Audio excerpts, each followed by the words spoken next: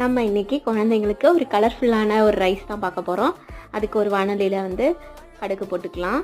அடுத்து கடலைப்பருப்பு. என்னோடய குழந்தை வந்து இந்த பருப்பு ஐட்டங்கள்லாம் போட்டால் நல்லா சாப்பிடுவா. அதனால் கொஞ்சோண்டு நிலக்கடலை பருப்பு, முந்திரி பருப்பு தேவைன்னா நீங்கள் போட்டுக்கலாம்.